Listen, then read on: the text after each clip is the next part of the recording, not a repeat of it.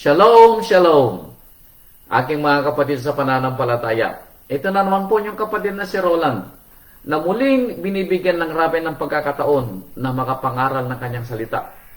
Kaya kung kayo po nakahanda na ang lagi nating sinasabi, ang maikling lapis ay mas mainam kaysa sa mahabang memorya.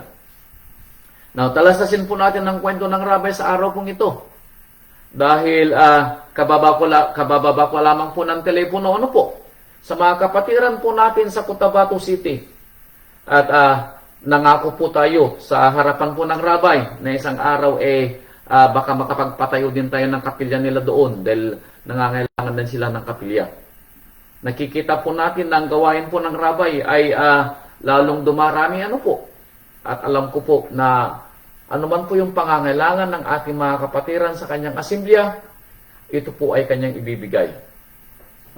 Narinig po natin yung patutuon ng ating kapatid na Carlito na yung kanyang lolo na isa nating pioneer sa pananampalataya nung kanyang panahon, ay naririnig daw po niya na maglalabasan o magtatayuan ang kapilya ng Ama sa bawat lugar.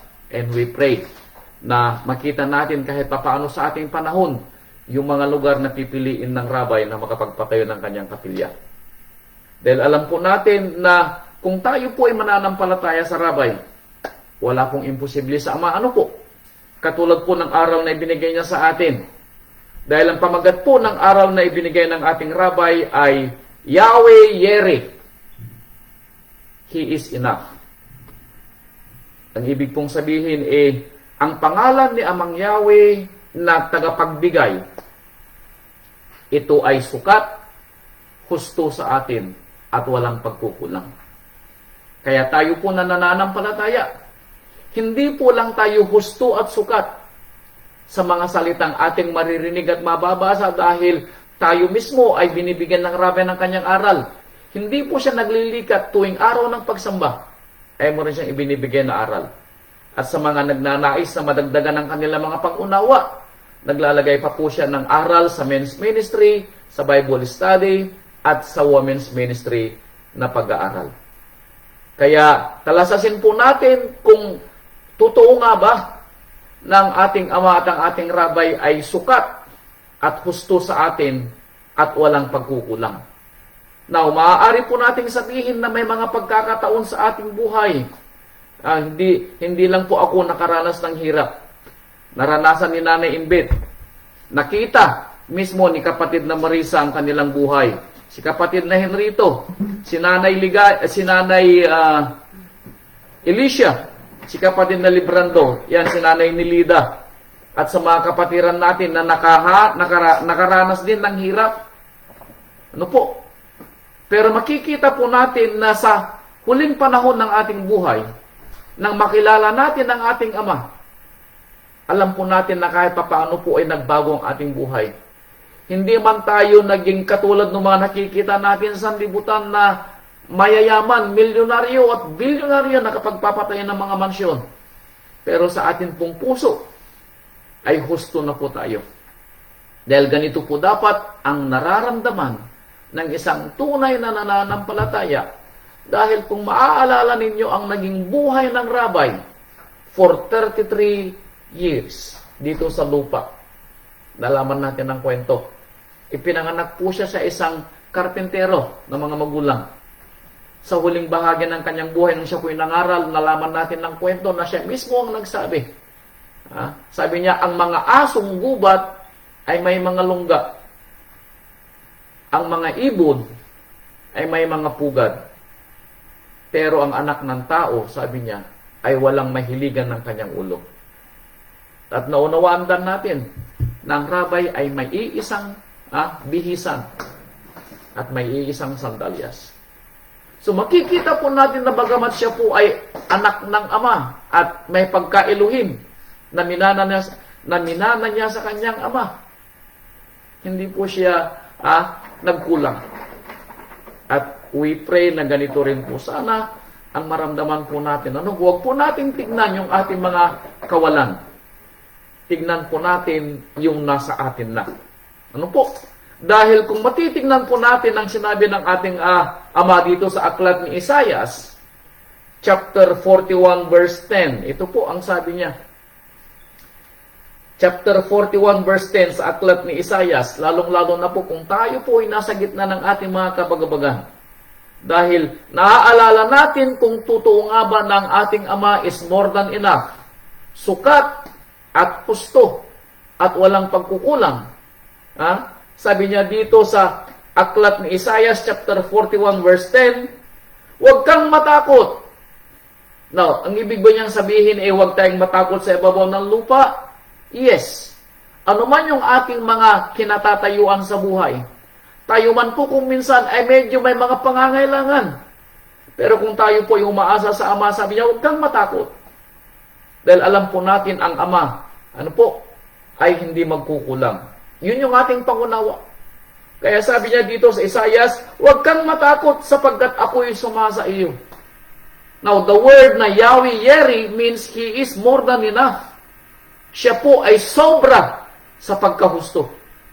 Meaning walang kukulangin. Ako ay sumasa iyo, sabi ni Mang Yahweh. Huwag kang manlupaypay, tama po. Anyan ang aking inang sa lahat ng mga nakaranas ng kahirapan sa buhay. Habang tayo po ay may buhay pa at humihinga dito sa lupa, huwag po tayong manlupaypay. Bakit? Nasa atin si Amang Yahweh.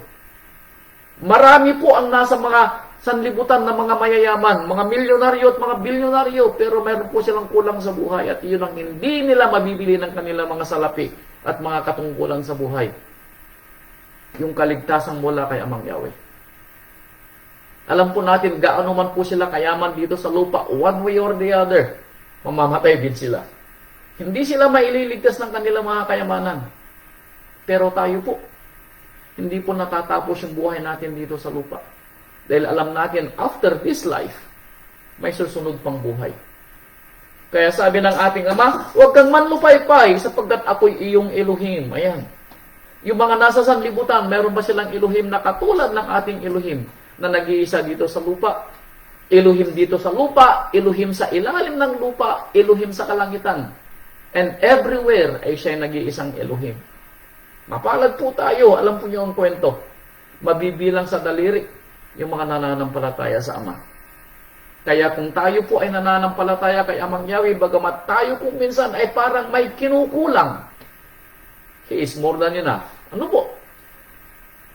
Sapagkat ako'y iyong Elohim, sabi niya, aking palalakasin ka, oo, aking tutulungan ka, oo, aking aalalayan ka ng aking kanang kamay, ng aking katwiran. So dito po natin makikita na sa bawat anggulo ng ating buhay, sabi ng ating Ama, ako'y sumasa iyo. Ulitin ko ulit, may mga pagkakataon na tayo'y nagkukulang. Financial, especially, yung mga pangangailangan natin, yung needs natin sa buhay, may mga pagkakataon na minsan tayo ay nagtatanong sa Ama kung saan tayo kukuha ng ating kakainin sa umaga. Pero umasa po tayo, sabi ko nga sa inyo, ang ipinaunawa sa akin ng Rabbi, sabi niya, walang mamamatay sa atin na dilat ang mata. Yun ang pinangako niya sa atin. Mayroon at mayroong tutulong sa atin sa ating mga pangangailangan. Kaya umasa po tayo sa Rabbi. Tuwang-tuwa po yung mga kapatiran natin sa Cotabato City nang sinabi ko sa kanila na hilingin natin sa Rabbi na magpadala siya ng ipapadala niyang mga ngaral sa kanila at balang araw, baka magpagpatay tayo ng kapilya. Ang sabi po ng isang kapatiran doon, sabi niya, ito na yung kasagutan, sabi niya, na hinihiling natin sa banal na espiritu, sabi ng isang kapatiran doon. Meaning, humihingi nga sila sa Rabbi. So, makikita natin yung pagtitiwala. Dahil ganito rin ang sinabi ni Haring David nung siya'y nanalangin sa aklat ng mga awit. Anong sabi ni Haring David sa aklat ng mga awit? Awit chapter 23 verse 1. I believe, alam nyo ang nasusulat sa 23 verse 1. Hindi na natin kailangan basahin dahil alam natin na kung tayo po'y nananampalataya sa Ama, ito yung ating isa dapat sa mga paboritong talata sa Biblia. Especially, lalong-lalo na kapag tayo po ay iniisip na may pagkukulang. Anong sabi dito sa aklat ng mga awit? Now, maliban lang kung nananampalataya ka nga doon sa sinasabi sa aklat ng mga awit. Dahil kung hindi ka nananampalataya, kapatid, then saan nasasalig ang iyong pananampalataya. Sabi niya dito sa aklat ng mga awit, chapter 23, verse 1, si Amang Yahweh ang aking pastol. Ano yung kasunod nun? Hindi ako mangangailangan, meaning hindi ako magkukulang. Hindi ako magkukulang in every day sa lahat ng anggulo ng aking buhay. Meron akong makakain sa araw ng pagkainan o sa oras ng kainan. Meron kahit papaano akong maibibihis sa aking katawan kapag nilalamig. At kahit papaano, ano po, hindi tutuluan ng aking ulo kapag ako'y matutulog sa gabi. Now, that is more than enough kung yun ang ating hiningi bilang isang tao na mabubuhay. Yung dagdag, ibibigay ng Ama sa kanyang awa kung tayo magtitiwala. Kaya sabi ni Haring David, si Amang Yahweh ang aking pastol, hindi ako magkukulang na. Alam natin ang kwento ni David. Siya ipinanganak sa isang mahirap na pamilya, anak ni Jesse, mula sa 7 magkakapatid na lalaki at babae. Si Jesse, alam natin, ay isang pastol ng tupa. Pero, pinili siya ng Ama na maging hari ng bayang Israel for 40 years. At nakakita ang Israel ng golden days nung panahon ni David at nang sumunod ng kanyang anak, panahon ni Solomon. Bakit? Dahil si David, sabi niya, ay lingkod ng Ama at may pusong Ama. So makikita po natin yung mga nagtitiwala kay Amang Yahweh ay hindi po magkukulang. Ano po? Kaya ganito yung sinabi ng Ama doon sa mga kapatiran natin, sa mga nananalig sa Kanya, na hindi magkukulang ang bawat isa. Bakit? Itong sinabi niya sa aklat ng Malakias. Ano po? Sa aklat ng Malakias, sabi niya, ganitong sinasabi niya sa Malakias chapter 3, verse 10. Ayan. Kung kayo ay nag-iisip kung paano ba magkaroon ng paggugusto at hindi kukulangin, itong sabi niya sa Malakias chapter 3, verse 10. Malakias 3, verse 10, sabi niya, dalhin ninyo ang buong ikasampung bahagi sa kamalig, meaning sa bahay ng Ama, upang magkaroon ng pagkain at pangangailangan sa aking bahay, at subukan ninyo ako ngayon sa bagay na ito, sabi ni Amang Yahweh. Nung sabi ni Amang Yahweh, subukan ninyo ako ngayon. Now, hindi po akalain ng ating kapatiran sa Bayabas Assembly na makapagpapatiyo sila ng kanilang bahay-sambahan. Totoo po. Napakaliit po ng ating asemblya. Wala po pong milyonaryo sa atin na sumasahod ng milyon-milyon araw-araw. Pero sa tulong po ng Ama sa ating mga kapatiran, nakapagpatayo po tayo ng kapilya. Para po sa pangunawan ng lahat, halos 300 po ang inabot ng gastusin ng Bayabas Assembly. Pero ito po'y galing sa ating rabay. Now, hindi ko po akalain na makapagpapatay ng ganoon kabilis. Nangyari po ito, bakit? Dahil nananampalataya tayo na ang pangangailangan ng asemblya ng Ama at pangangailangan ng mga kapatiran ay ibibigay ng ating rabay sa tulong ng mga kapatiran na may mga busilak na puso. At sino ang kanilang pinapasalamatan? Ang ating Ama na nagbibigay sa atin ng ng ating mga kalakasan araw-araw. Kaya sabi ng ating Ama, kung susubukan daw natin siya, anong sabi niya? Subukan ninyo ako sa bagay na ito, sabi ni Amang Yahweh. Kung hindi ko bubuksan sa inyo ang mga dungawan sa langit, subukan daw natin si Amang Yahweh sa mga pangangailangan. Para maunawaan natin na bubuksan niya ang alin, ang mga dungawan sa langit. At ihuhulog ko sa inyo, sabi ni Amang Yahweh, ang isang pagpapala na walang sapat na silid na kalalagyan. Dito po natin maunawaan na si Amang Yahweh is a great provider. He is more than enough. Siya po ay sobra-sobra sa pagkagusto. Ano po? At hindi magkukulang. Kaya dahil dito, sabi niya dito sa aklat ng Deuteronomio, chapter 31, verse 6. Ito ang sabi niya sa kanyang lingkod. At tayo ay kanyang lingkod dahil tayo nananampalataya sa kanyang pagpapala. Chapter 31 verse 6. Kayo'y magpakalakas at magpakatapang. Huwag kayong matakot ni mangilabot man, sapagkat si Amang Yahweh mong Ama ay siyang yumayaong kasama mo. Hindi kanya iiwan ni pababayaan man. Huwag tayong matatakot sa gawain na ibinibigay ng Ama sa atin.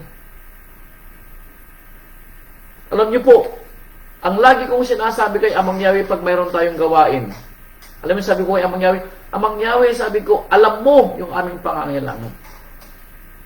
Ikaw ang nagbigay ng ganitong gawain, sabi namin. Sabi ko, kaya Amang Yahweh, sabi ko, ikaw din ang magbibigay ng aming mga pangangailangan. Narinig mo ang hinaing ng Bayabas, narinig mo ang hinaing ni Nanay Elisha, narinig mo ang hinaing ng Bayabas ng Cotabato Assembly. Narinig mo ang kahilingan ng Surigao Assembly at mga kapatiran natin sa iba't ibang assembly. Kayo ang magbigay, Amang Yahweh, sabi ko, dahil kayo ang namili sa amin sa ganitong gawain.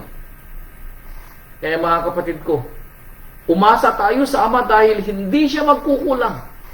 Itataas ko ang aking dalawang kamay. Yung aking patutuo na hindi ko kalilimutang ipapatutuo sa inyo. Nagkulang ba ang aking mga anak sa pag-aaral nila? Hindi. Sobra-sobra yung binigay ng Ama. Hiniling ko na makapag-aral ang aming anak na 3. Libre, sabi ko. Natupad ba yung kahilingan ko? Yes. Sumobra pa. Now, sino magbibigay noon ng pagpapala maliban kay Amang Yahweh? Kaya hilingin po natin, mga kapatid, ang pagpapala ng Ama sa atin. Ano po? Kaya sabi niya dito sa pangalawang Chronicles, chapter 31, verse 10, at alasasin natin kung paano pinagpapala ng Ama ang kanyang mga lingkod. Pangalawang Chronicles, chapter 31, verse 10. Ito ang sinabi. 31 verse 10. At si Azariah na punong saserdote sa bahay ni Sadok ay sumagot sa kanya na nagsabi, mula nang magpasimulang magdala ang bayan ng mga alay sa bahay ni Amang Yahweh. Now, sino daw nagdala ng mga handog? Sa mga nananampalataya mula sa bayang Israel na si Amang Yahweh ang magbibigay ng kanilang mga pangangailangan. Nang magsimulang magbigay, sabi niya, ang mga nasa bayan, sabi niya, ng mga alay sa bahay ni Amang Yahweh, sabi niya, kami ay nagsikain at nangabusog at lumabis ng sagana sapagkat pinagpala ni Amang Yahweh ang alin? Ang kanyang bayan. So the moment at the more na tayo daw po ay gumaganap sa kalooban ng Ama, anong sabi niya? The more na pinagpapala ni Amang Yahweh ang kanyang bayan. Kaya sino po sa atin ang nangangailangan? Wala. May mga pagkakataon, mauunawaan mo na nangangailangan ka, pero the moment na hiniling mo kay Amang Yahweh na nangangailangan ka, mayroon at mayroong magbibigay. Bakit? Dahil alam natin na hindi magpapabaya si Amang Yahweh.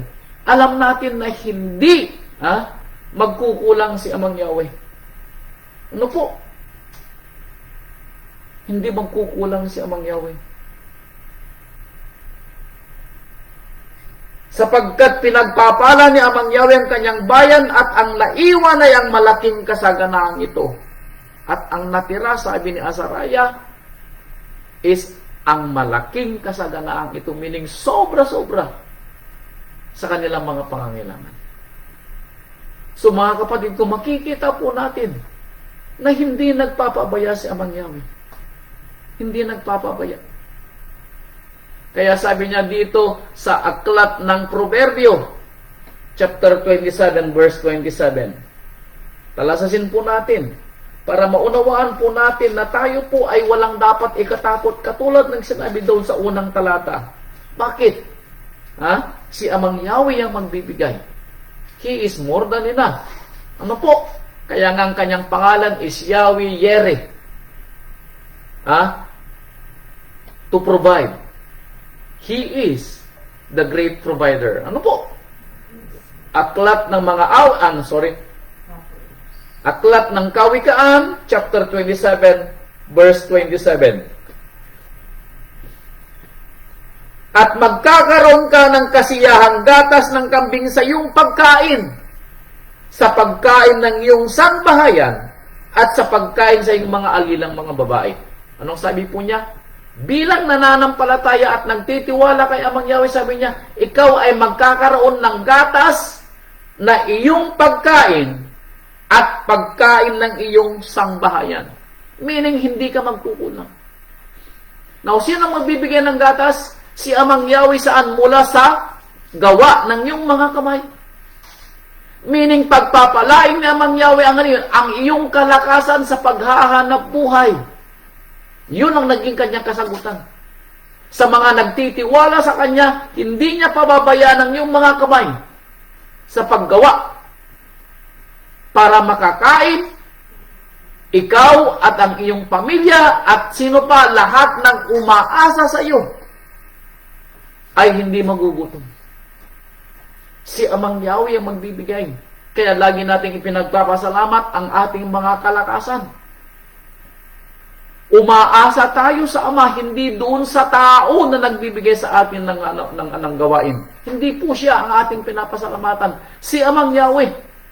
Hindi tayo umaasa doon sa ating mga boss. Hindi ako umaasa sa aking principal. Umaasa ako sa pagpapala ng Ama araw-araw na makarating ako at maganap kong aking gawain. Hindi ako umaasa doon sa presidente sa superintendent namin na nagpapalakad ng school. No, umaasa ako kay Amang Yahweh araw-araw ng kalakasan ko ay kanyang i-maintain para ako'y makapaghanap buhay at pagpapalain niya ang gawa ng aking mga kamay. Bakit?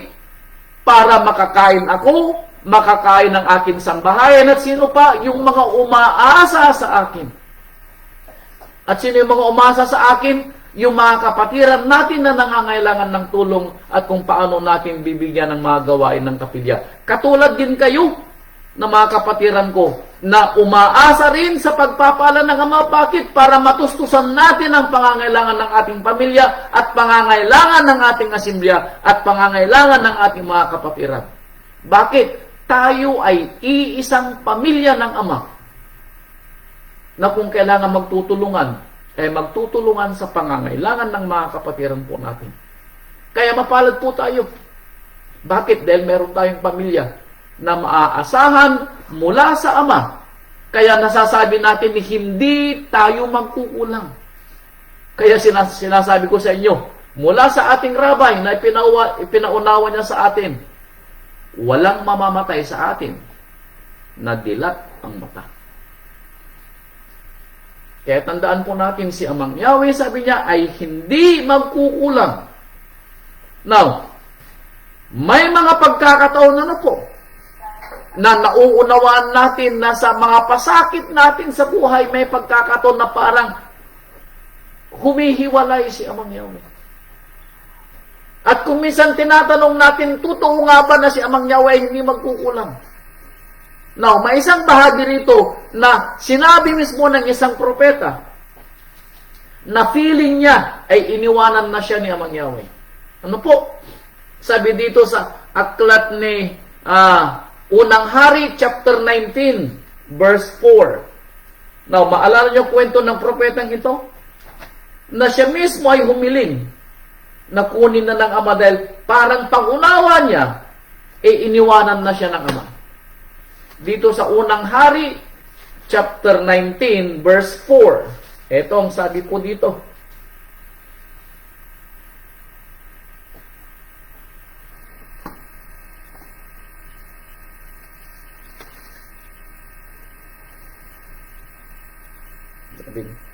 Chapter 19, sabi niya, verse 4. Verse 4 ba ang sinabi ko? Okay. Sabi niya dito sa verse 4, ngunit siya lumakad ng paglalakbay, meaning yung propeta, na isang araw sa ilang at naparoon, at umupo sa ilalim ng isang punong kahoy na inebro, at siya'y humiling sa kanang kanya na siya'y namamatay na, sana at nagsabi, sukat na, Amang Yahweh, na kunin mo ang aking buhay, sapagkat hindi ako mabuti kaysa sa aking mga magulang.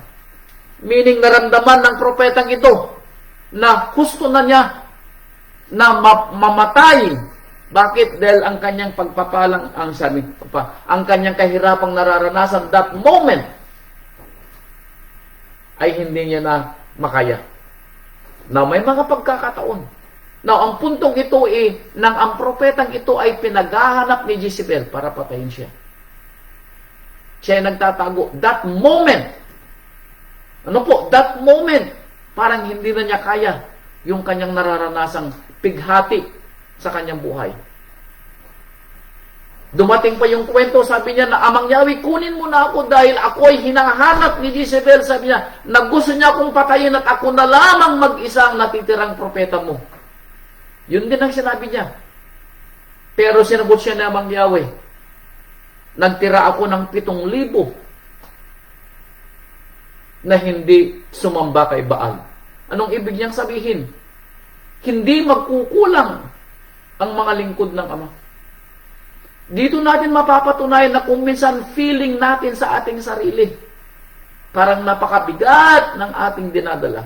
Parang yung problema natin sa ating pamilya, parang hindi na natin kayang balikatin. Titingnan natin ang ating mga anak, parang wala silang kinabukasan. Bakit? Sa hirap ng buhay natin. Nakikita natin, umiiyak tayo, tinatanong natin ang Ama. Kung kailan natin makikita ang sinasabing si Amang Yahweh ay hindi magkukulang. Dumarating yun sa punto ng buhay natin. Yes, it is true. Tatanggapin ko. Dahil naranasan ko din yan sa aking buhay. Tinatanong ko din ang aking sarili nung panahon na nangangailangan ako. Tinatanong ko sa aking sarili kung totoo nga ba na si Amang Yahweh ay hindi nagkukulang. Pero by and by, sa pagtitiwala ko sa ating Ama, pinatunayan ng Ama na hindi nga siya nagkulang. Itataas kong aking dalawang kamay, naranasan ko yan paulit-ulit. May mga punto nung panahon na yaon na sinasabi ko rin sa aking sarili.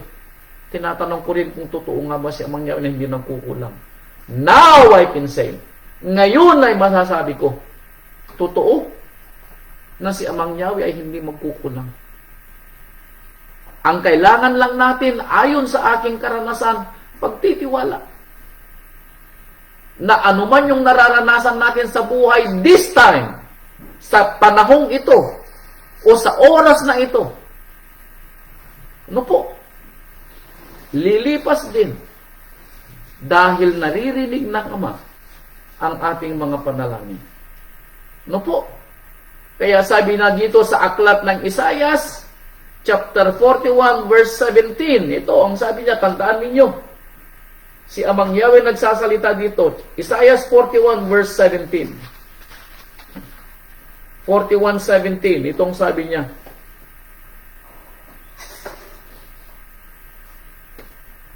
Ang dukha at mapagkailangan ay humahanap ng tubig at wala. Anong sabi niya? Ang dukha daw na naghahanap ng tubig, yung tubig ay yung kanyang ikabubuhay. Naghahanap daw siya ng kanyang ikabubuhay. Anong sabi niya? May nahanap ba siya? Wala. Now, tayo ba iiyak? Yes.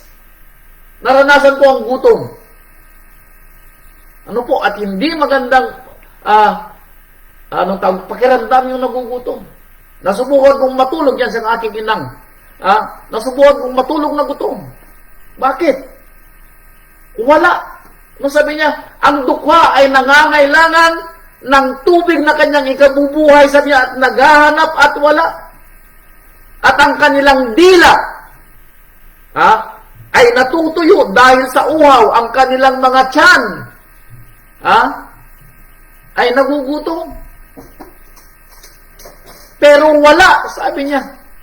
Now, is that it? Igigibat na lang ba natin ang ating buhay? Hindi. Ang sabi ni Amang Yahweh, sabi niya, akong si Amang Yahweh, sabi niya, ay sasagot sa kanila. Kailan sa sasagot?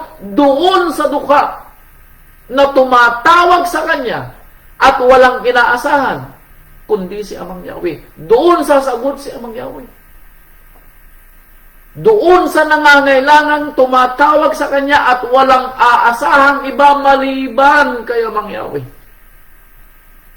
Kaya may nasusulat, mapalad ang mga taong naghihintay kay Amang Yahweh. Bakit? Dahil siya mismo ang nagsabi, hindi kita pababayaan, sabi niya, at hindi kita iiwan. Anong sabi niya rito? Akong si Amang Yahweh ay sasagot sa kanila. Akong Ama ng Israel ay hindi magpapabaya sa kanila.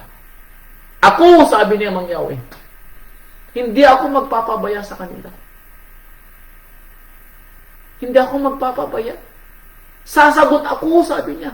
Kailan? Doon sa mga tumatawag at naghihintay sa Kanya. Sasagot ako, sabi niya. Bakit si Amang Yahweh is more than enough? He is the great provider. Ano po? Kaya sabi niya dito sa Aklat ng Mga Awit, chapter 37. Ito, tandaan natin. Awit 37 verse 25. Ito isa sa paborito ko. At itong lagi kong isinisermon sa mga kapatiran natin na nawawalan ng pag-asa sa buhay. Aklat ng Mga Awit. Aklat ng Mga Awit. Saan na sa Aklat ng Mga Awit? Parang nawawala. Diba? Awit before Proverbs. Wala yung aking Awit chapter 37. Oh, nalukot. 37 verse 25. Ito ang sabi niya. 37:25. Ako'y naging bata at ngayon matanda. Gayon may hindi ko nakita ang matuwid. Now, sino daw ang hindi niya nakita? Ang matuwid. Ang nananampalataya, ang umaasa kay Amang Yahweh na na pinabayaan. Now, ito'y si Haring David. Ano po? Si Haring David ay nabuhay for almost 70 years. Ano po? Naghari po siya for almost 40 years. Sabi ni David, ako'y naging bata. So meaning, for almost 70 years, nakita ni David, ako'y naging bata, sabi niya, ngayon matanda na. Pero hindi ko nakita na ang mga matuwid, meaning yung mga nananampalataya at umaasa kay Amang Yahweh na na pinabayaan. Ibig sabihin, maaaring maranasan natin ang paminsan-minsan na gutom, probably is. Dahil si Saulo mismo na isang lingkod ng Ama ay nakaranas ng napakaraming gutom. Pero nevertheless, masasabi ni Saulo, hindi ako pinabayaan ng Ama. Ang ibig niyang sabihin on the moment na talagang parang walang-wala na at halos, wala ka ng masulingan, doon mo mararanasan na mayroong Elohim. Doon mo mararanasan na may Elohim. Pag dumating ka sa punto na wala ka ng mapupuntahan man, maliban sa tumingin sa taas, at iiyak mo yung sarili na Ama ko, sabi mo, ikaw na lang ang inaasahan ko. Ginawa na po ba ninyo ito? Probably yes, or not yet. Ako'y ginawa ko na ito nang ako'y umiiyak na humingi sa ating Ama nang napagod na ako. Sa kaiisip kung anong gagawin ko sa aming mga anak na mag-aaral sa kolehiyo susunod ng mga taon. Tinanong ko at sinabi kay Amang Yahweh, Ama ko, hindi ko kayang pag-aralin ng aking mga anak, ng aming mga anak. Kayo ang magpaaral sa kanila. Anong sabi ni Haring David dito? Ako'y bata na naging matanda, pero ni minsan sabi niya na hindi ko nakita ng matuwid ay pinabayaan. And, ano pang dagdag? Ni ang kanyang lahi ay magpalimos ng tinapay. Hindi daw hahayaan ni Amang Yahweh na ang mga anak mo ay magpalimos ng tinapay. Hindi magpapalimos ang mga anak mo. Meaning, mayroon at mayroong tutulong sa lahi mo sa araw ng iyong kabagabagan. Yun ang kanyang pangako. Ano po? Si Amang Yahweh is more than enough.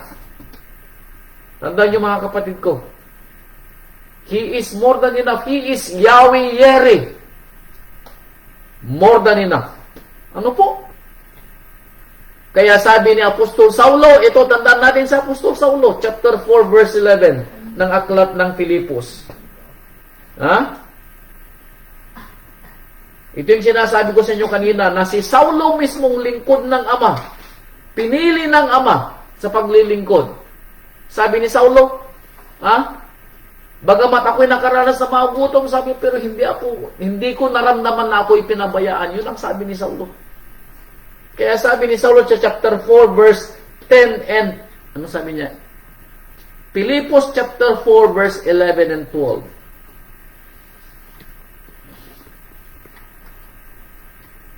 Hindi sa sinasabi ko ang tungkol sa kailangan. Bakit? Sapagkat aking natutuhan ang masiyahan sa anumang kalagayang aking kinaroroonan. Now, ito yung sikreto.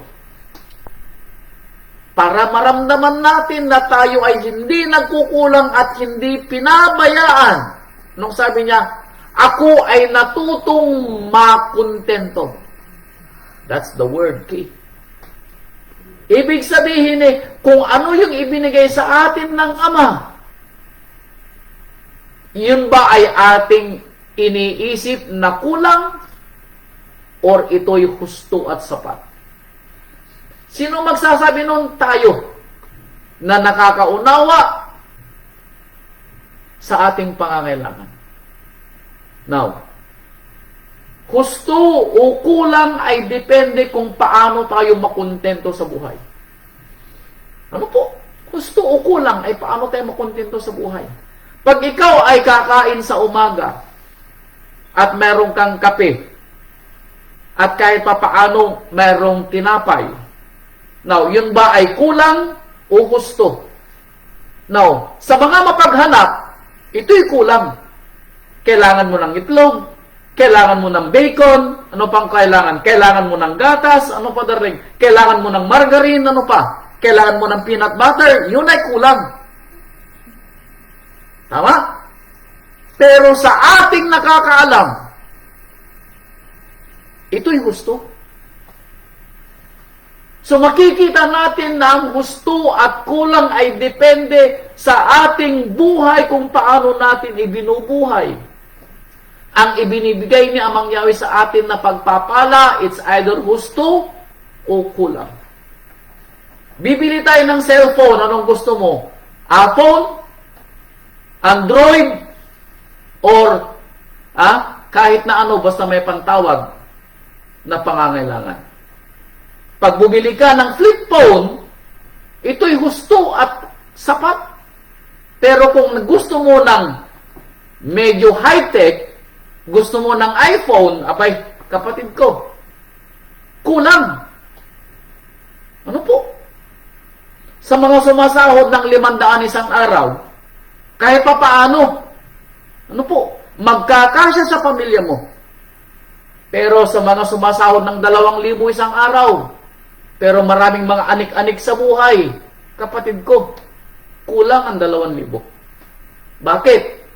Panghulog mo dun sa kotse na binili mo, panghulog mo dun sa bahay na kinuha mong mansyon, panghulog mo doon sa alahas na kinuha mo, panghulog mo doon sa bagong damit na kinuha mo, panghulog mo doon sa ipinaghanda mong handaan sa birthday ng anak mo.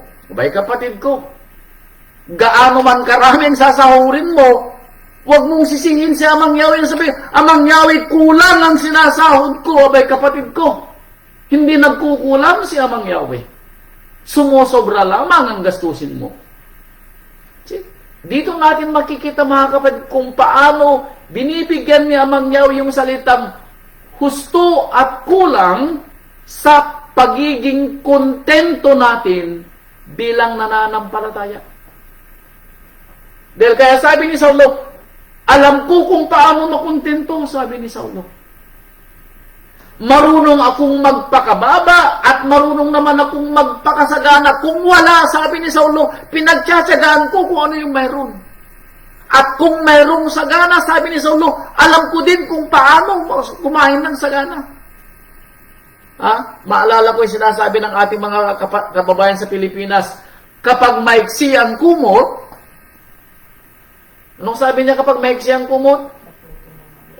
Huwag mong hilahing masyado yung kumo. Ano? Baka mapunit. Mas malaki magiging problema mo. Pag maliit ang sweldo, abay kapatid ko, unti-untiin mo para magkasya sa iyo. At kung medyo malaki-laki na, abay medyo dagdagan mo yung budget mo sa ibang mga bagay. But for the time being, matuto tayong makontento. Ano po? Sa bawat bagay at sa lahat ng bagay ay natutuhan ko ang lihim, maging sa kabusugan at maging sa kagutuman at maging sa kasaganaan at maging sa kasalatan. Ang ibig sabihin ni Saulo, nakontento ako. Ano man yung ibigay ng ating rabay sa akin. Yun ang keyword ni Saulo. Nakontento ako. Ano po? Sabi ko nga sa inyo, ang husto na ibibigay ni Amang Yahweh ay magkukulang sa iyo no matter what. Kung hindi mo alam, aayusin ang buhay mo. Dahil ang ibibigay sa iyo ni Amang Yahweh ay yung mga pangangailangan mo, pero ang hinihingi mo, hindi lang pangangailangan. Idinaragdag mo rito yung mga sinasabing anik-anik mo sa buhay. Na kung minsan ay ibibigay ni Amang Yahweh dahil napatunayan ko rin yan.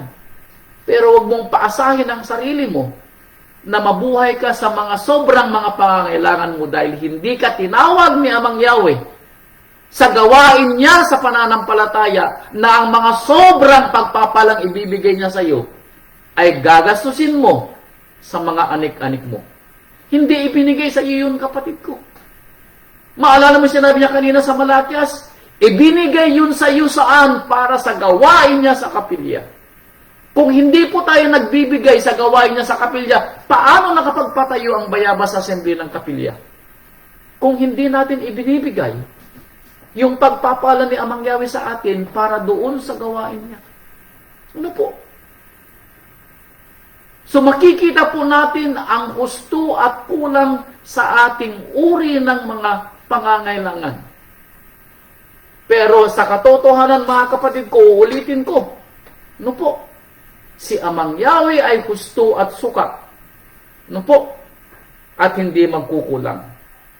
Kaya sabi niya dito, sa Aklat ng Mga Awit, chapter 37, verse 28. Aklat ng Mga Awit, 37:28. Ito, nandaan mo palagi ang kwento niya rito. 37:28. Sapagkat iniibig ni Amang Yahweh ang kahatulan at hindi pinababayaan ang kanyang mga banal. Now, sino daw yung hindi pinababayaan? Yung matuwid na hindi pababayaan. Yung matuwid na ang kanyang mga anak ay hindi maglilimos ng tinapay. Yung matuwid na umaasa kay Amang Yahweh. Bagamat siya nangangailangan pero hindi siya pababayaan. Masabi niya, hindi pababayaan ni Amang Yahweh yung mga banal. Sila'y iniingatan magpakailanman forever, sabi ni Amang Yahweh. Hindi ko sila pababayaan. Kaya never na nangailangan at naramdaman ng ating rabay na siya'y pinabayaan. Never na nangailangan at naramdaman ni Saulo na siya'y pinabayaan. Ano po? Pero sabi niya, ngunit ang lahi ng masama. Ano yung sino yung mga lahi ng masama? Yung mga hindi nakukontento. Bakit? Greed. Ang nasa puso nila. Bakit ko sinabing masasama yung mga ganitong may mga pangangailangan? Bakit? Ito, tandaan mo dito. Itong sinabi niya dito sa unang Timoteo. Bakit ko sinabing yung greed, meaning yung naghahanap ka ng sobra sa pangangailangan mo. At yun, ang inuukil-kil mo sa puso mo. Itong sinabi niya sa unang Timoteo. Bakit ko sinabing ang greed, ano bang salitang greed sa Tagalog, darling? Ang kasakiman, ayan. Bakit ko sinabing ang kasakiman ay masama? Dito natin makikita. Unang Timoteo, makikita natin kung minsan, nasa puso natin ang kasakiman. Bakit? Araw na nga ng pamamahinga, nagtatrabaho pa tayo. Is that greed? Yes. Ano po? That is greed. Ano po? Naghahanap buhay tayo ng maayos pero gusto nating kumita ng malaki na papabayaan natin ang ating pananampalataya. That is greed. Ano po? Kumukuha tayo ng mga sobrang babayaran, kaya hindi natin nababayaran, nagkakanda-kanda utang tayo. Because what? That is greed. Kasakiman. Alam nyo, napakasimple ng buhay na pinapaunawa ni Amang Yahweh sa atin, mga kapatid ko. At ito ay turo niya sa atin araw-araw kung paano maging simple ang buhay ng isang nananampalataya.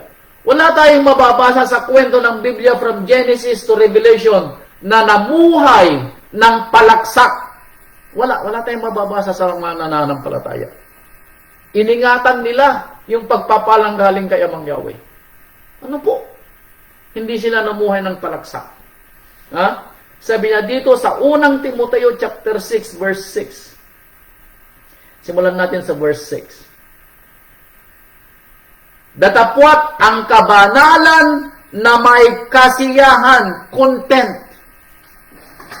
Ang pananampalatayang may pagkasiyahan, meaning kontento sa buhay, ay masisiyahan, anong sabi niya? Ay malaking kapakinabangan. Ano sabi niya? Ang mga nananampalatayang nasisiyahan, meaning kontento. Ano man yung dumating sa kanila, hindi niya nalalabag ang araw ng pagsamba. Hindi niya nakakalimutan na magbigay sa gawain ng Ama. Hindi niya nakakalimutan yung kanyang piyesta. Hindi niya nakakalimutan yung paggawa ng mabuti. Yun ang kasiyahan. At anong sabi niya? Malaking pakinabang. Pero kung ang iniisip natin sa buhay na ito, kung paano magkaroon ng bagong sakyan, kung paano magkaroon ng bagong bahay, kung paano magkaroon ng mga bagong damit, mga bagong alahas, kung paano mapag-aral sa mga kolehiyo, mga anak natin, now, hindi ko sinasabing masama. No, hindi ko sinasabing masama yung mga gusto mo. Ang nagiging masama rito, kapatid, ito ang nagiging kasamaan niya. Kapag ipapanguna mo itong mga bagay na to, at kinakalimutan mo ang araw ng pagsamba, kinakalimutan mo ang mga piyesta ng Ama, kinakalimutan mo ang gawain ng Ama, at kinakalimutan mo higit sa lahat na maturuan mo ang iyong mga anak sa salita ng Ama na siyang magmamana ng iyong pananampalataya. At the end of the day, yun ang pinaka mahalagang bagay na maiiwan mo sa kanila pagkawala mo dito sa lupa. Doon ka nagiging masama. Doon ka nagiging sakim. Bakit? Kinakalimutan mo si Amang Yahweh kaysa sa gusto mong makuha na nasa sanlibutan. Kaya sabi niya rito sa verse 7, sapagkat wala tayong dinalang anuman sa sanlibutan at wala rin naman tayong mailalabas na anuman, so bakit ka nagpapagod, kapatid ko, sa bagay na sobra-sobra na hindi mo kailangan? Hindi mo kailangan, sabi ko. Kailangan mo ba ng 85-inch TV para manood ng gusto mong, anong tawag dito? Makapag-relax ka? Itong TV namin, 48 inches. Kailan pa to, darling? 2009 pa daw. 2010. So, almost 15 years, 16 years. Now, gusto ko bang bumili? Gusto ko ba ng malaking 85-inch TV? Yes, gusto ko. Pero bibili ba ako? No. Bakit? Hindi ko kailangan. Hindi ko kailangan. Gusto ko pero hindi ko kailangan. So bakit ko bibilin? Bakit ako magpapakahirap? Ano po? Na dagdagan ng aking trabaho para lang makabili ng TV. There's no point. Ano po? May bibili ko bang asawa ko ng coats? Yes. Pero bibili ba ako kung may bibili ko iba? No. Ang sinasabi ko, mga kapatid ko, kung pinag-iisipan natin itong mga bagay na ito, pinahihirapan natin ang ating mga sarili, ang mga ibinibigay ng Ama, kahit kailan hindi magkakasya. It will never be enough. It will never be enough. Pero kung ang ating mga iniisip, yung ating mga pangangailangan, then it will always be enough. Palaging huhusto at hindi magkukulang. Ano po? Kaya sabi niya, sapagkat wala tayong dinalang anuman dito sa sanlibutan at wala rin naman tayong mailalabas na anuman. Ngunit kung, itong sabi ni Saulo kay Timoteo, Timoteo, sabi ni Saulo, anak ko sa pananampalataya, sabi ni Saulo, dinggin mo ang aking payo. Itong sabi ni Saulo kay Timoteo. Now, si Timoteo ay binata pa rito. Nagsisimula pa lang maghanap ng kanyang pamilya. Pero itong bilin ni Saulo kay Timoteo. Timoteo, sabi niya, kung kayo'y may pagkain at pananamit, anong sabi ni Saulo? Masiyahan tayo doon. Makontento tayo. Anong sinabi niya? Sinabi ba niyang may alahas? Sinabi ba niyang may TV? Sinabi ba niyang may kotse? Sinabi ba niyang may mansyon? No. Hindi sinabi ito ni Saulo. Ang sinabi ni Saulo, kung meron kang pagkain at pananamit, masiyahan na tayo doon. It is more than enough. Tandaan po ninyo, mga kapatid ko, maging ang rabay ay hindi naghanap ng ganitong mga kalayawan. Kalayawan, narinig sinabi ko, kalayawan, ang ibinibigay nating burden. Ano yung Tagalog sa burden? Pabigat sa buhay. Ang nagpapabigat sa buhay ng isang tao is yung kalayawan niya sa sanlibutan. Kaya ang kanyang mga pagpapala sa Ama ay nagkukulang. Gawin nyo mang araw at gabi. Gawin nyo mang araw ang gabi at gabi ang araw sa paghahanap buhay. Pagdating nyo sa bahay, pagod. Gigising kayo ng napakaumaga para magtrabaho. Papasok uli. Baka hindi nyo pa nga madatnan ng mga anak ninyo nagising. Aalis kayo, sila'y tulog. Darating kayo, sila'y tulog na rin. Bakit? Wala ka ng panahon. Naghahanap buhay ka para sa kanilang paglaki balang araw. Ay kapatid ko, kung ganito naman ang buhay na makikita ng mga anak mo, gagayahin din nila balang araw. Abay mga kapatid ko, hindi ka nilikha ng Ama para maging ganito ang buhay mo. Ano po? Ngunit, datapwat, ito, tabi-tabi po, ano po? Itong sabihan sa verse 9. Datapwat ang mga nagsisipag nasang yumaman. Now, gusto kong yumaman, pero hindi para sa akin. Gusto kong yumaman para sa asimilya. Para masususan yung pangangailangan ng asimilya. Yun ang dahilan kung bakit gusto kong yumaman. But in this life, kontento na ako. Alam nyo ba, minsan sabi ng anak, yung binata namin, may mga gusto silang bilhin. Ano po? Yung kanyang girlfriend na sinasabi niya may pinabibili siya, pero sabi ng aking binata, wag na, sabi niya, kukunin ko na lang sa bahay namin kasi libre. Ang sabi ko naman sa binata, lahat kunin mo sa bahay, anak, libre. Wag mo lang kukunin si mama mo, sabi ko doon, yun ang akin. Iuwi ko siya sa Pilipinas. Kontento na ako sa asawa ko, sabi ko pag may asawa na ako, it's okay. Kontento na ako doon. Ano po? Ibig sabihin mayroong makapagpapakontento sa iyo and the rest, anik-anik na lang. Dahil kung nasa iyo si Amang Yahweh, saan ka man pumunta, kontento ka dapat. Bakit hindi ka magkukulang? Ano po? Pero kung iniisip mo, ito sabi niya, sa mga nag-iisip na magsipagyaman, anong nangyayari? Nangahuhulog sa tukso, at sa silo at sa maraming mga pitang hangal at nakasasama na siyang nalulubog sa tao sa kapahamakan at kamatayan. Sa kagustuhan mo daw na yumaman, kapatid ko. Sa kagustuhan mong magkaroon ng mga anik-anik sa buhay. Yung mga gusto mo sa sanlibutan, 85. Lahat ng mga gusto mo sa sanlibutan, hindi ko siya iisa-isahin dahil napakarami.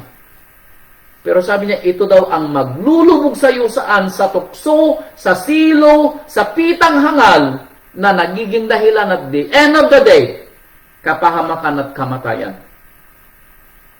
And then, ano ba ang dahil? Ito, yung kasakiman na sinasabi ko, verse 10. Sapagkat ang pag-ibig sa salapi, ang pag-ibig sa kalayawan, dahil yun ang gusto mo mangyari, Ang pag-ibig sa mga nakikita mo sa sanlibutan ay ugat ng lahat ng uri ng kasamaan. Root of all evil. Lahat ng kalayawan. Hindi yung salapi ang root of all evil, kundi yung kagustuhan mo sa kalayawan na mabibili ng salapi. Yun ang the root of all evil. Yung kasakiman mo na maangkin yung mga bagay na gusto mo sa lupa, na sinasabi ni Saulo kay Timoteo, anak ko, pag meron ka ng pagkain at damit, makontento kang doon. The rest, anik-anik na lang. Meron o wala, hindi importante. Kung meron, salamat. Kung wala, salamat pa rin. Bakit? Meron ka ng pagkain at pananamit. Dahil kung ito yung ipinagdadahilan mo, kapatid, kung bakit ka nagrereklamo kay Amang Yahweh na ikaw ay nagkukulang. Anong sabi niya rito? Sa pagnanasa ng iba ay nangasinsay sa pananampalataya. Dahil dito, sabi ni Saulo, nakawawala sila sa pananampalataya. Bakit? Dahil hindi si Amang Yahweh ang nagpapakontento sa kanila. Never na nakontento sila kay Amang Yahweh. Kaya mga kapatid ko, talasasin po natin. At dahil dito sa tinuhog ang kanilang sarili ng mga maraming kalumbayan. Dahil dito raw, kapatid ko, pinabigat mo ang buhay mo. Ikaw ang nagpabigat. Kumuha ka ng martilyo na ipinukpok sa ulo mo. Bakit? Dahil sa kalayawan mo na gusto mong makamit sa buhay. Yung kasakiman mo na maranasan ng mga buhay na nakikita mo sa libutan. That is yung martilyo na kinuha mo. Ikaw ang nagpukpok sa ulo mo. Ikaw ang nagpukpok. Walang ibang pumulot sa martilyo, kapatid ko. Ikaw ang pumulot sa martilyo na ipinukpok sa ulo mo. Ikaw ang nagpabigat sa buhay mo. At the end of the day, halos hindi mo na ito mahila para iangat mo ang pananampalataya mo. At until na hindi mo binabitawan ang martilyo na yaon, yung kalayawan mo, yung kasakiman mo para maranasan mo ang mga buhay na pangarap mo sa buhay in material things, hindi ka aangat sa pananampalataya. Nakalimutan mo ang sinabi niya dito sa Lucas chapter 12. Ito ang sabi niya sa Lucas chapter 12, verse 15. Ito, nakalimutan mo, kapatid ko. Lucas chapter 12. Si Amang Yahweh po ay sobra at sukat. More than enough. Tayo ang nagpapadagdag ng ating problema sa buhay. Tayo ang nagpapabigat ng ating problema sa buhay. Kaya, anuman po yung maging sahod natin o maging kalalabasan ng pinagpaguran ng ating mga kamay, never po nahuhusto sa atin. Kaya sabi dito sa Lucas chapter 12 verse 15,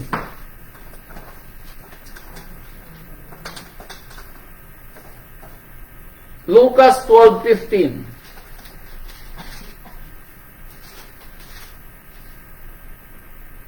At sinabi niya sa kanila, meaning ang rabbi ang nagsabi sa kanyang mga nakikinig. Parang ako yung nangangaral, ano po? At ako nangangaral sa inyo, sinasabi ko rin sa inyo, mangagmasid kayo. Mangagmasid kayo. At kayo'y mag-ingat saan? Sa lahat ng uri ng kasakiman. Anong sinabi ko sa inyo kanina?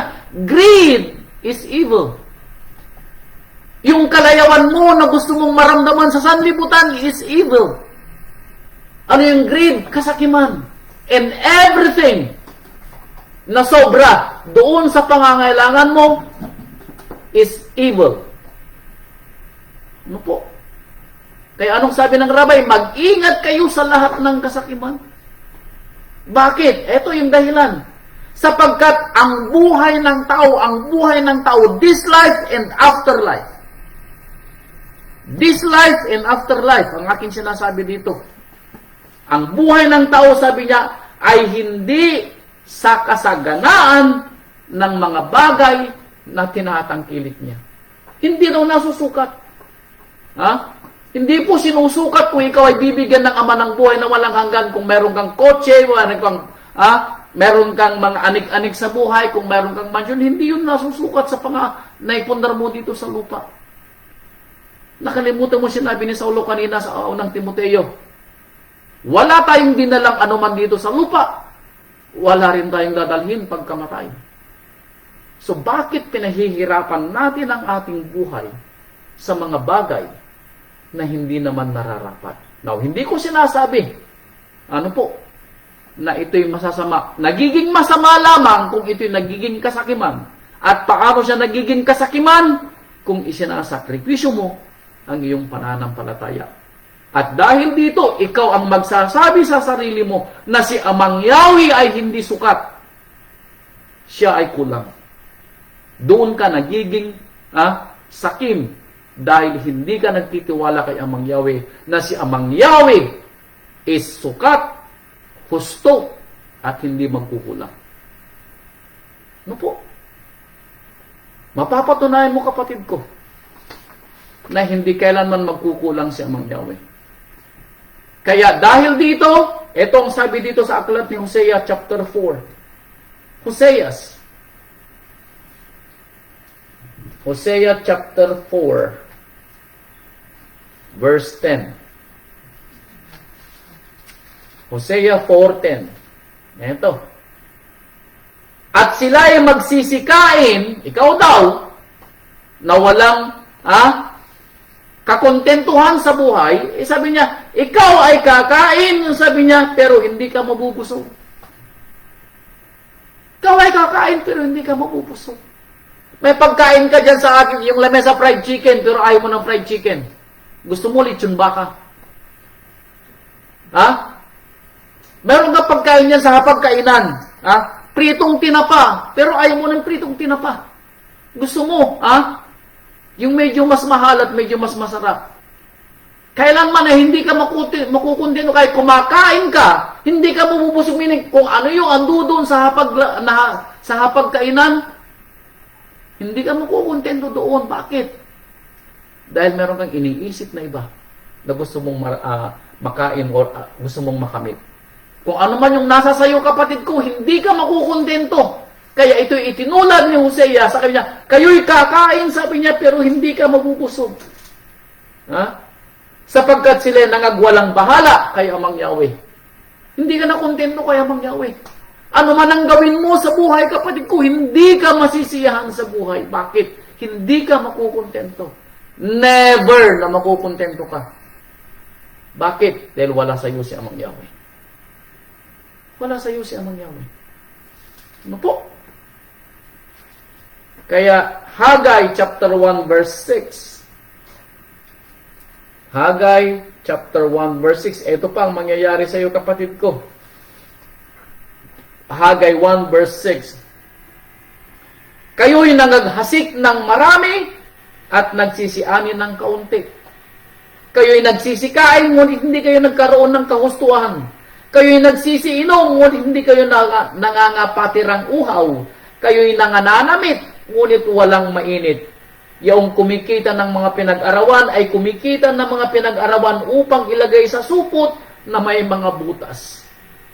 Mga sinabi ko sa inyo kanina, yung sumasahod ng 500 na husto, doon sa pinagkakasya ang pagpapala niya Amang Yahweh. Pero yung sumasahod ng 2,000, kulang. Bakit? Ito'y parang inilalagay mo sa supot na may butas. Bakit? Sa dami ng iyong mga binabayaran, pagsayad ng iyong sahod, kinabukasan wala na. Naghahanap ka na ng mauutangan. Bakit? Sa dami na mga gusto mong bayaran at kung minsan hindi mo pa rin nababayaran lahat. Bakit? Again, ikaw ang nagsabi sa sarili mo, hindi naghuhusto ang pagpapala ni Amang Yahweh kaya laging kinukulang. Mga kapatid ko, talasasin natin. Si Amang Yahweh ay husto, sukat, and more than enough. Nasa atin po kung paano natin titignan ang pagpapala ni Amang Yahweh. Kaya sabi niya dito sa Hebreo chapter 13 verse 5. Hebrew 13,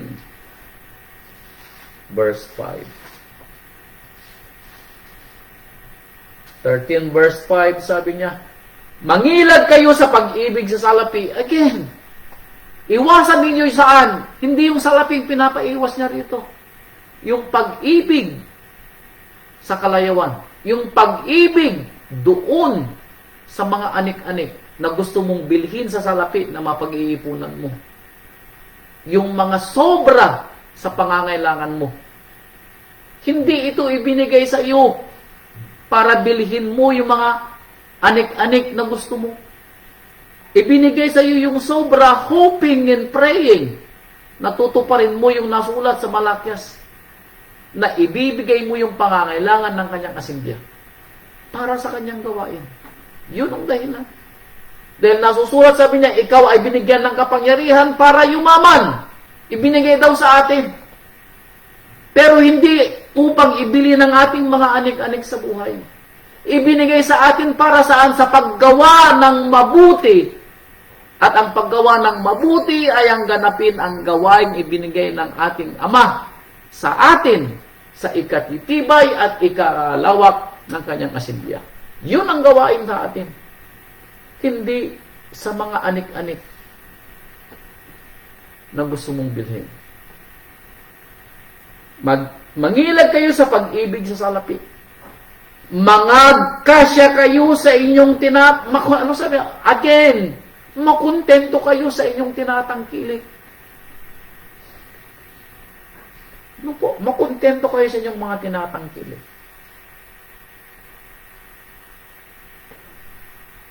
Sapagkat siya rin ang nagsabi sa anumang paraan ay hindi kita papagkukulangin. Again, inulit niya, hindi kita papagkulangin, anak ko. Never na magkukulang ka. Sa oras ng kainan, may makakain ka. Ano po? Sa oras na kailangan mo ng damit, may maidadamit ka. Sabi ni Saulo, that is more than enough. That is more than enough. Mga kapatid ko, lalo na sa mga nagsisimula pa lang sa pamilya. Ano po? Yung mga bata-bata pa. Alam nyo, ganito rin yung aking saloobin nung ako'y mga 20-something nung nagsisimula pa lamang sa buhay. Ang dami kong mga anik-anik na gusto. Ha? Ang dami kong gustong bilhin. Ano po? At yung mga sahod ko, karamihan, laging kulang. Bakit? Dahil hindi ko pa nabili yung mga gusto ko sa buhay. Ayan, si kapatid na Romano magpapatutuo sa inyo sa mga naranasan din niya sa kanyang buhay. Ano po? Hindi, kailanman magkukulang si Amang Yahweh, pero every time is kulang. Ayan, si kapatid na Romano. Siya naging isang principal sa Pilipinas. Head teacher, ayan. Dahil magkaiba yung head teacher sa principal. Pero dahil sa kagustuhan niya na makamtan yung mga gustong mga anik-anik niya sa buhay, tanong niyo sa kanya, kung nagkakasya ba yung sahod niya. Kailanman po hindi magkakasya. Bakit? Pagkasahod po niya, kinabukasan, nangangailangan na naman siya. Ganon din po tayong lahat. Ano po? Sa mga ranasan natin sa buhay, yung ating mga sinasahod, laging kulang. Bakit? Mas marami yung ating mga anik-anik kaysa pangangailangan. Eh sabi niya rito, mangilag kayo sa pag-ibig sa salapi. Mangagkasya kayo sa inyong tinatangkilik. Ano po? Sapagkat siya rin ang nagsabi, sabi niya, hindi kita pababayaan at hindi kita iiwan kahit kailan. Ano po? Kaya sabi niya kay Abraham, si Abraham ba to? Hindi ko alam si Abraham ito o si Jacob. Genesis chapter 28, verse 15. Malapit na po tayo. Genesis 28, verse 15. 28:15. Sino bang nito? Si Jacob na yata to. Yeah. Si Jacob na to. Narito ako'y sumasa iyo. Now, sino si Jacob? Pinili ng Ama na lingkod. Tayong lahat, mga kapatid ko na nakikinig, pinili tayo dahil alam natin na tayo pinili ng Ama. pinili ng rabbi para makaunawa ng kanyang salita. Ano man yung ating mga kinalalagyan sa buhay na ito, this time, hindi ko na pag-uusapan yung nakaraan. This time, ako'y sumasa iyo, iingatan kita saan ka man pumaroon. Yan pong sinabi niya kay Jacob bilang kanyang lingkod.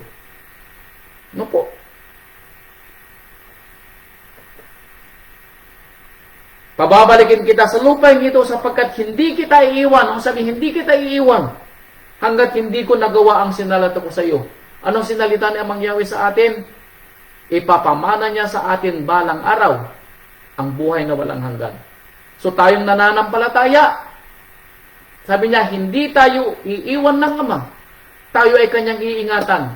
At hindi niya tayo pababayaan hanggang hindi natin natatapos ang gawaing ibinigay niya sa atin. Tama? Kaya sabi niya dito sa Hebrew chapter 12, ito ang ating huling talata. Huling talata natin ito. Tayo ay pinili ng rabbi sa gawain niya, sa kanyang asemblya. Tama? Para gumanap ng mabuti, maging mabuting halimbawa sa mga kapatiran, ganapin ang kanyang kalooban. Kung may maibibigay tayong tulong sa mga nangangailangan, tulungan natin. Kung may maibibigay tayong gawain para sa kanyang pagpapalago ng kanyang pangalan at pagpapalaganap ng kanyang salita, gawin natin. Ang ating rabbi ang namili sa atin. At ang sabi niya, hindi daw niya tayo pababayaan hanggat hindi natatapos ang gawain ito, meaning until we close our eyes. Hindi niya tayo iiwan. Kaya ganito rin ang sinabi dito sa Hebrew chapter 12, verse 2, na huling talata natin. Ito. Masdan natin ang ating Rabbi Yeshua, Misaya na gumawa at sumakdal ng ating pananampalataya. Sino daw ang nagpasimula ng ating pananampalataya? Ang ating Rabbi. Siya ang pumili sa atin, kaya siya ang nagpasimula ng pananampalataya natin. Siya ang nagpasimula ng ating pangunawa. Siya ang nagpasimula ng gawaing ibinigay niya sa atin. Siya ang nagpasimula para tayo kanyang tawagin sa kanyang asemblya. And then, anong sabi niya? Siya ang nagpasimula. And then, anong gagawin niya? Siya rin ang magpapasakdal. He is the author and the finisher. Siya ang nagpasimula, siya rin ang magtatapos. Na siya dahil sa kagalakang inilagay niya sa harapan niya ay nagtiis sa tulos na niwalang bahalang kahihiyan at umupo sa kanan ng nuklukan ng Ama. Kaya ang ating rabbi na siyang namili sa atin at nagpasimula ng ating pananampalataya ay siya rin ang tatapos. Bakit? Ang pananampalataya natin sa rabbi ang magliligtas sa atin sa sanlibutan ito at magbibigay sa atin ng buhay na walang hanggan balang araw at the end of the day. Mga kapatid ko, si Amang Yahweh is the great provider. And He is more than enough. At kahit kailan, hindi po siya magkukulang. Salamat po mga kapatid, and we pray and I pray na tayo po'y may natutunan sa buhay na ito. Si Amang Yahweh po ay husto at sukat. At kahit kailan na hindi tayo magkukulang. Yun pong the way, yun pong uri ng ating buhay, kaya tayo nangangailangan. Yung pong uri ng ating mga pananaw sa buhay, kaya tayo nagkukulang. Huwag nating hawakan ang martilyo na ipupukpok sa ating mga ulo dahil sa mga kabigatan natin sa mga buhay, dahil tayo ang nagpapabigat ng ating buhay. Tayo ang namili dahil sa mga anik-anik natin sa buhay. Tayo ang namili sa kagustuhan nating maranasan ang nasa sanlibutan. Tayo ang namili dahil sa kagustuhan natin na magkaroon ng maraming mga pag-aari. Naway naunawaan natin na hindi nasusukat sa anumang pag-aari ang buhay. This life and afterlife. At kahit kailan hindi magkukulang ang ating Ama. Makontento tayo sa ating tinatangkilik. Makontento tayo kung anong ibibigay sa atin sa pang-araw-araw na buhay. Then and only then, mapapatunayan natin sa ating mga sarili na si Amang Yahweh is Yere. He is the great provider and He is more than enough. Hallelujah po. Salamat po sa inyong lahat mga kapatid. Purihin ang ating Amang Yahweh. na siyang nagbibigay sa atin ng ating mga pangangailangan araw-araw. Purihin ang ating Rabbi Yeshua HaMashiach na siyang nagpasimula ng ating pananampalataya at siya rin po ang tutulong sa atin para matapos po natin ang ating gawain. Siya rin po ang nagbigay. Hallelujah! Maraming pong salamat. Hallelujah. At papurihan po natin ang ating Amang Yahweh at ang ating Rabbi Yeshua HaMashiach. Magandang gabi po sa inyong lahat at magandang masarap na tanghalian sa ating mga kapatiran sa bansang Pilipinas. Hallelujah.